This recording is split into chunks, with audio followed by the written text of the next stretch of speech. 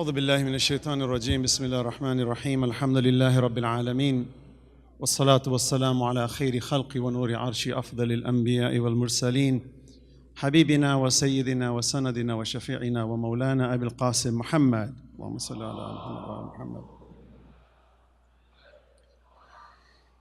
وعلى آله الطيبين الطاهرين المعصومين المظلومين. I begin in God's name, the beneficent, the merciful, the one who has given us this life, the one who has given us the potential to succeed and to be role models on this earth as promoters of good and demoters of evil. Our obligation in life begins with the realization that we are intelligent beings and we're given the potential of free will with which to bring about good changes in society. And if we are acquiescent or lethargic in our behaviors, then the evil forces will take over. إِنَّ اللَّهَ لَا يُغَيِّرُ مَا بِقَوْمٍ حَتَّى يُغَيِّرُ مَا بِأَنفُسِهِمْ. God in the Quran says, indeed, we do not change the affairs of a community until the community changes themselves first. And God the Almighty in the Quran tells us beautifully in the Surah Al-Fath, the 48th chapter of the Quran, that Muhammadur Rasulullah walladhina ma'ahu ashidda'u 'alal kuffar ruhama'u bainahum. The messenger, as you know, is an iconic figure in Islam, and messengers are iconic figures in the Abrahamic faith, and messengers of other religions are iconic symbols of justice, equity, and promotion of high moral standards. So it is important for us as Muslims, or even as non-Muslims, to take the role models that the divine has given upon us and to emulate them and to follow them, and they become the template with which we must live on this earth, which is none other than to be moral, upright individuals. فَأَقِمْ وَجْهَكَ لِلدِّينِ حَنِيفًا فِطْرَةَ اللَّهِ الَّتِي فَطَرَ النَّاسَ عَلَيْهَا لَا تَبْدِيلَ لِخَلْقِ اللَّهِ ذَلِكَ الدِّينُ الْقَيِّمُ. Maintain your faces upright. Hanifan. Hanifan meaning just, honorable, truthful. We care for humanity. We don't hold guns and say, in the name of God, behead people and shoot them. This is not within the principles and the prescription of Islam. Islam is the only religion, with due respect to other religions, that is named properly. And its meaning, salama, means peace, which then leads to submission. And submission also leads to peace. But the ultimate objective is not submission. The ultimate objective is peace, tranquility, and harmony for all. So Allah in the Quran tells us that Muhammad, who is among you, see, the Holy Prophet lives among the believers in Islam. Why is he important? Why is he the one who is vilified in modern media today? It's because he represents the ultimate role modelship. لَقَدْ كَانَ لَكُمْ فِي رَسُولِ اللَّهِ أُسْوَةٌ حَسَنَةٌ. The messenger for you is your best role model. That role model is something that many a times we tend to forget, and we take personalities over principles. We have to be very conscious that these prophets that came to humanity, Adam being the first one, and the messenger, Holy Prophet Muhammad sallallahu alaihi wasallam, is the last one. Salawat ala Muhammad wa ala Muhammad.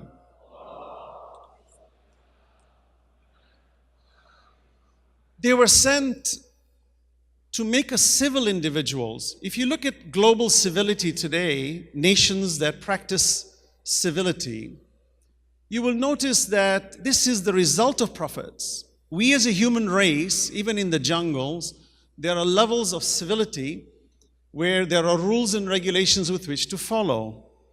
And we realize historically that it was the effect of these prophets that came to humanity in every community. Quran says, وَلِكُلِّ قَوْمٍ هَادٍ. Every community has been guided. And every community has been given the essential ingredients to succeed in this transient world, which is to be moral, upright, God-conscious, which means loving, caring, sharing, giving, forgiving individual that's broad-minded, that tries to promote justice and equity for all, not in myopic ways, but in broad, sagacious ways. And I think that's what's lacking within certain leaderships and communities of the world. And unfortunately, we have become victims of media misinformation, disinformation. When 9/11 took place, a group of people committed a heinous crime, yet there was a broad brush used against the whole Muslim population as being guilty. When David Koresh armed himself in Waco, Texas, media never called him a Christian terrorist, and rightfully so, because Christianity does not promote terrorism. And it is false to say that because David Koresh wants to read the Bible cover to cover and wants to fight America, to say that all Christians are terrorists. Yet we hear in the media today that Islam somehow is guilty for the causes of all this mayhem.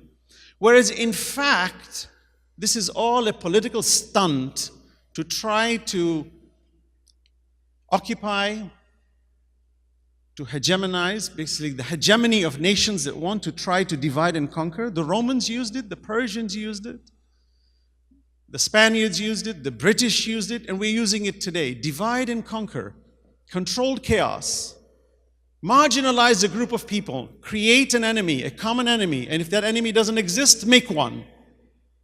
And use them as objects with which to promote our own political agendas. And we need to be smart to understand the difference between politics and what really lies at the heart of the human race's objectives, which is to be moral, upright citizens regardless of what country we live in. Today we are celebrating the birth of a great lady, Lady Zainab alayhi salam, who is the daughter of Ali ibn Abi Talib, the granddaughter of the Holy Prophet sallallahu alayhi wa sallam. Salawat ala Muhammad wa ala Muhammad. A little bit, in a glass, please. We celebrate her birthday and her, martyrdom because she is a role model, exemplary individual. And let's take some lessons from her today, being that this program was arranged in her name. It's interesting that the new president today is ruffling everybody's feathers, and he's trying to get media points, wants to get ratings. He's so concerned about how many people came to the inauguration more than foreign policies, right?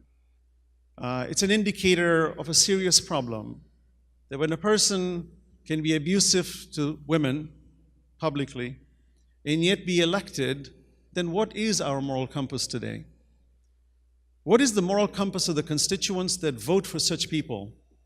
And I'm not attacking him as a person, as an individual, but I'm attacking the principles with which he follows and the principles of a society that considers it okay and acceptable under these conditions. What are we leaving for our next generation to believe in?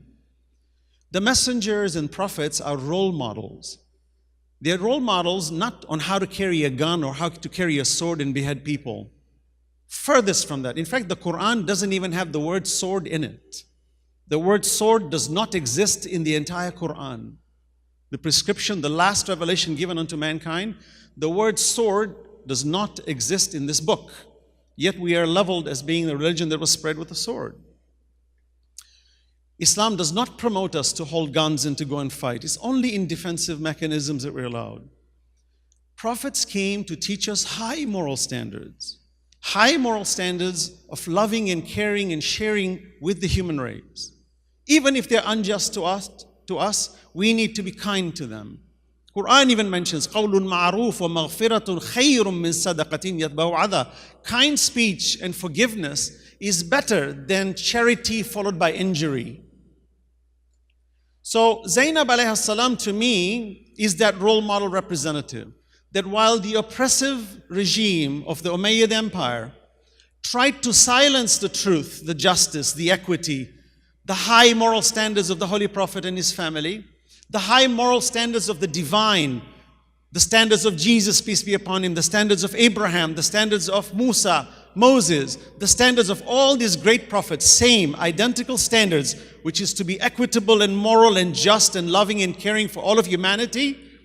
These oppressive regimes came to silence that and to make us into slaves. Patrick Henry says, give me liberty or give me death. What an honorable statement.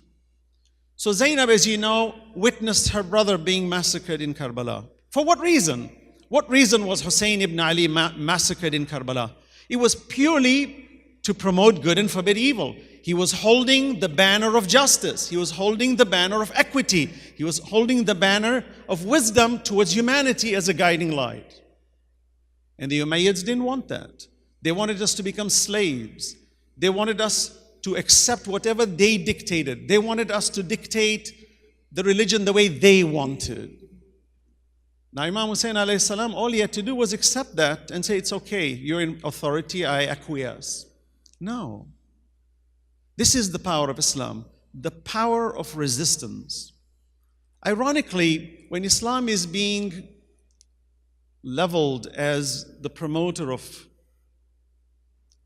terrorism, let's be very blunt and fair. United States is a great nation.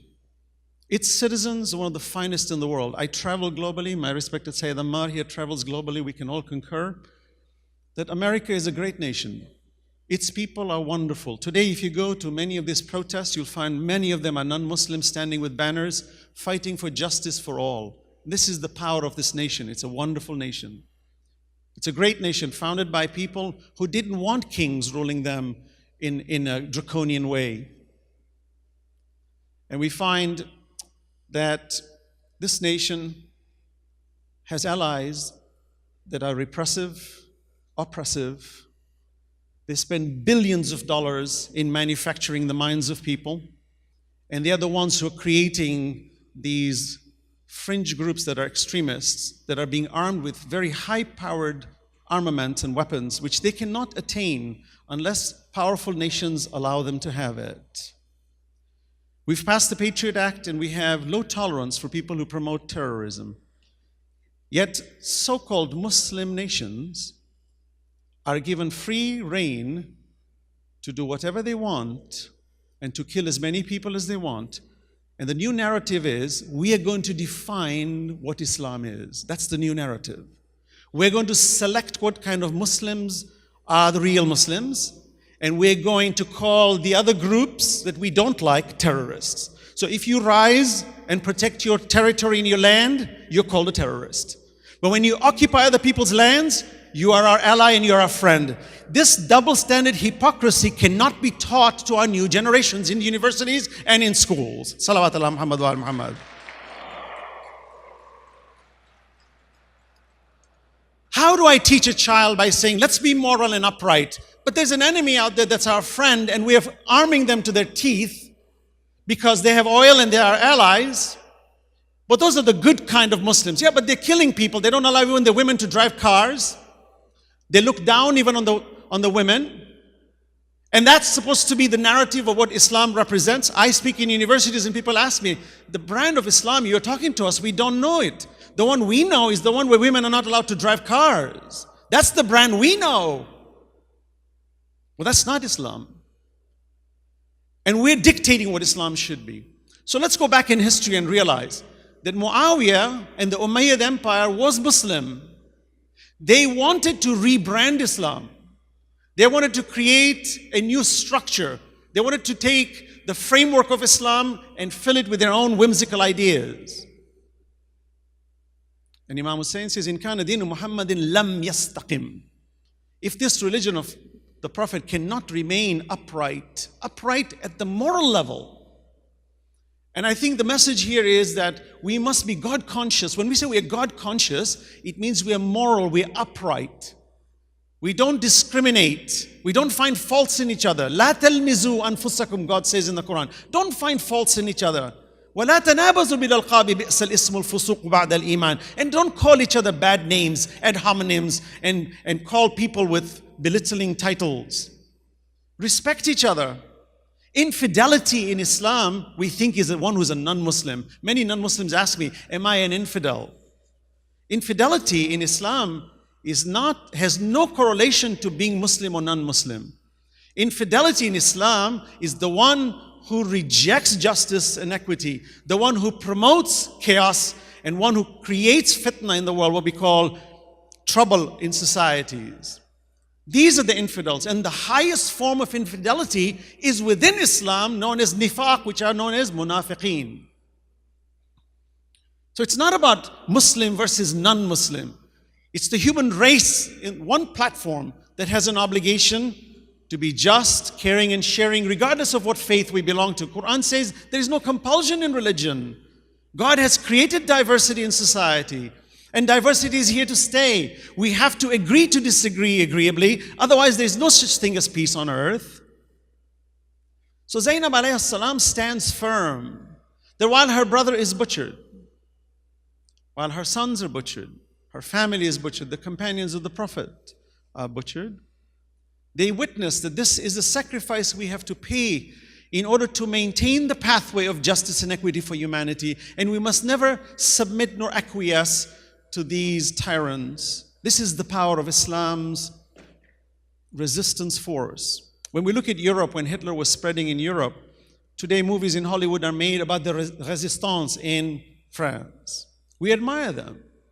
We say, great, it was good that you resisted these tyrants who wanted to occupy us. So why is it then they were good and now when you resist, you're bad? This double standard is what causes confusion within our societies, which leads people in power today to write executive orders left, right, and center without even vetting them through legal courses in order to just excite the masses, which leads to all kinds of destructions, and many people are dying as we speak. So it's our obligation. And I won't spend too much time, I just want to conclude on this. That Zaynab alayhi salam, when she was imprisoned and held in front of this tyrant Yazid, and Ibn Ziyad, who was the governor of Kufa, when he said, I killed your refractory brother, I cut off your branches, I killed you. Zaynab looks at him with dignity, a woman representing a woman who's an erudite, a learned individual, not where we think women are second-class citizens. This is not Islam. In Islam, men and women are equal in the eyes of God. They have different functions, but they're equal in wisdom, in knowledge, in faith, in the strength, in their vocal nature of standing against oppression. There's no difference. The message is the same. We just had a congresswoman speak. She's a woman. She's standing for the rights, and we support that. It's not about man versus woman. But what's beautiful is Zaynab goes in front of a tyrant who is so emboldened and empowered to kill at the whim that they want, that she looks at him and says, "Ma ra'aytuhu illa jamilan wa rahma." I see nothing but beauty and mercy. And I think at the essence, when you and I rise, even if it's at the cost of being killed to become martyrs, it's nothing but beautiful and merciful. For then we become those building blocks of our future societies that will see us as agents of justice and equity, not this myopia, this madness that is taking place today. But please understand, this narrative of what is Islam, this we say Muslim ban, it's not a Muslim ban holistically. These allies who are our nations that we arm them, they are not blocked on this list. North Korea is supposed to be, according to Bush, the axis of evil. They're not banned from entering this country. I mean, you want to stop terrorism, do it right. Don't just close one door and leave 9 of them open, right? But why is that the case? This is all media high politics. But what's beautiful for you and I is to say, we were the sleeping giant.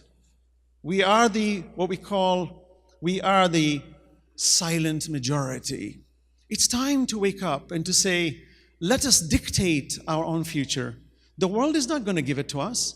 We have to claim it. We have to take it. But the best way to take it is not to come up with our own philosophies and ideologies and our own governance, but rather to take lessons from the one the divine has sent and say, take lessons from them. How did they maneuver the politics and all the difficulties that they had to face? And how did they bring about successful revolutions? How did they stand against oppressors? What did they do? And how did they guarantee that the future was good in the hands? When Zaynab alayhi salam stood and challenged this establishment, that while her brother was killed, you and I need to take that as a lesson, that she had light in her. She was indomitable. She was persistent, and she was patient. These characteristics are what you and I should be talking to each other and say, how do I become a light? How do I become persistent? How do I become consistent? How do I become indomitable? Where even if they put $1 million in front of me, I don't sell my soul to the devil. And how do I stand for justice? And how do I instill within me the power of patience such that I become a role model for my society? I'm a firm believer, when we educate our societies, we must invest in the education of our communities. When we educate our communities, we will eradicate much of this mayhem, because ignorance is what's driving this negative forces today. And they say, if you think education is expensive, try ignorance. It's very, very corrosive. And I end on this, and I am really honored, my respected Sayyid Ammar and the rest of the team and the group. It's an honor to be here tonight and to speak about these issues. But at the core of the issues, please understand, there is politics.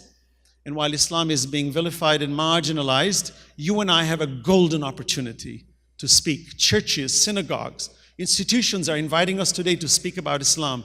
And it is our obligation to use the proper sound bites and to understand the other religions. And when we present Islam, it should be done with equity. ادع إلى سبيل ربك بالحكمة والموعظة الحسنة وجادلهم بالتي هي أحسن. Invite them to the way of your Lord. What is the way of your Lord? To make people into Muslims? No. Proselytization is not the design of Islam, but rather to share the common values of justice, equity for humanity, without discrimination, without marginalizing a community, a nation, a people, but to look at the broad spectrum of God's creation universally and to say, let us all rise and be good human beings such that the Almighty will reward us in high stations of paradise. Wa akhiru da'wana alhamdulillahi rabbil alameen. Wassalamu alaikum jami'an wa rahmatullahi wa barakatuh.